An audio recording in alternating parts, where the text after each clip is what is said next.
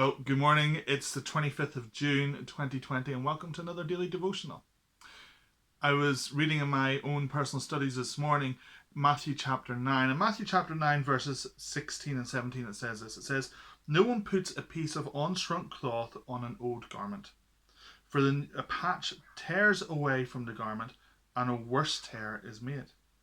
Neither is new wine put into old wineskins. If it is, the skin bursts, and the wine is spilled, and the skins are destroyed. But new wine is put in fresh wineskins, so both are preserved." And Jesus is here speaking about two things. He's speaking about a new patch on an old garment, and he's speaking about new wine in old wineskins. And really what he's doing is he's saying, listen, the new will always burst out of the old. The old will never be able to contain the new. And in one sense, he's saying, hey, listen, in the deepest sense, he's saying the new covenant that he's establishing is bursting out of the old covenant. It's something that can't be contained by the old covenant, because it's a different thing. That the new wine of the Holy Spirit is bursting out of the old confines of religion, and because he's a spirit of life, and religion, dry religion, produces death. You see, God is always much more interested in the content than he is in the form.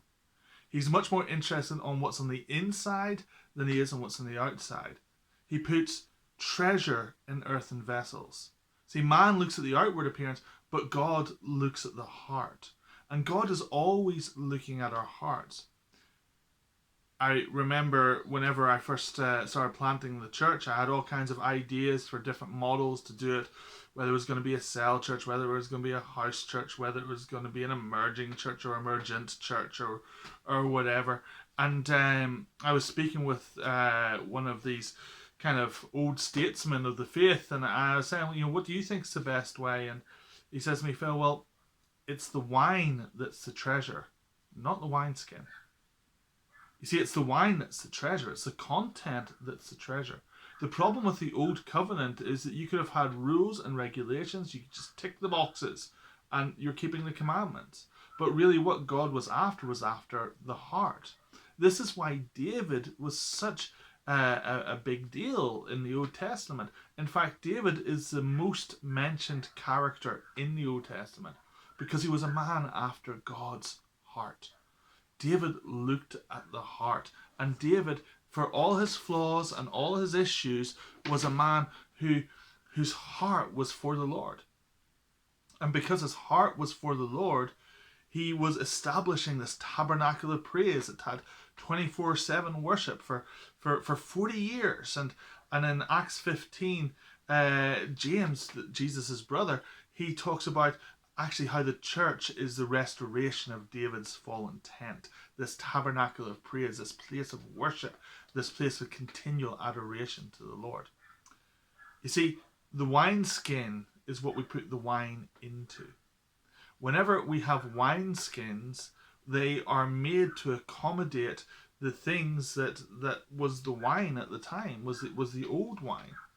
And so the wineskins took on the shape of the wine, if you like.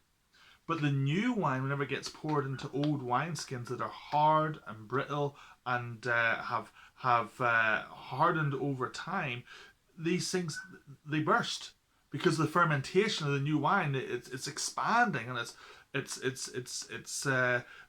causing what's on the inside to be bigger than what can be contained with the brittle structures. It's the same with the new garments and the new patch on the old garments. The new garment, the new patch is more robust than the old garment, so it tears away. We're in a time where all the structures that we have depended on are looking old. They're looking tired. They're looking brittle. We've seen how brittle all these things have been in the space of lockdown. But the Lord is bringing us to this place where he's wanting to pour out new wine, the new wine of the Spirit upon us. And in order for the new to come, sometimes the old has to go. And that's old mindsets, old ways of doing things, old ways of thinking that need to change so that we start to think a little bit more like Christ. The Bible tells us that we have the mind of Christ.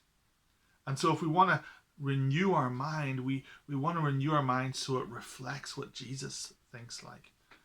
And for Jesus, he faced impossibilities every day, but he applied the higher reality of the kingdom to those impossibilities. So I want to encourage you today. It's time to think different. It's time to think new.